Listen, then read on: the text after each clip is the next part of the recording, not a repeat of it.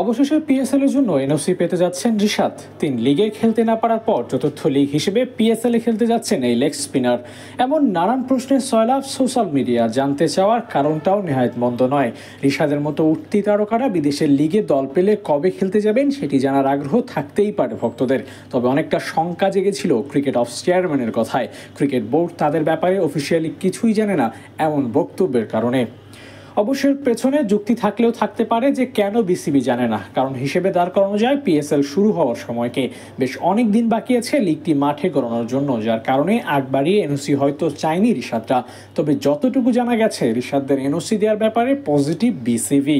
বিশেষ করে রিশাদের ব্যাপারে ক্রিকেট বোর্ড বেশ পজিটিভ। কেননা এই লেগির সামনে কোনো ন্যাশনাল ডিউটি নেই, চাইলেই পিএসএল এ খেলতে পারবেন তিনি। তাই বিসিবিও তাকে এনওসি দিতে অপারগতা প্রকাশ করবে না।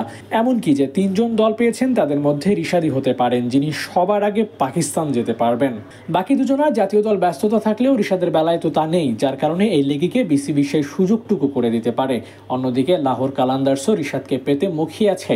তার মতো কাস্টমার পেলে যে কোনো দল এগিয়ে থাকবে। বোলিংয়ের পাশাপাশি ব্যাটিংয়েও চমৎকার রিশাদ, যার কারণে লাহোর কালান্দার্স রিশাদকে পেতে বেশ আগ্রহ নিয়ে অপেক্ষা করছে।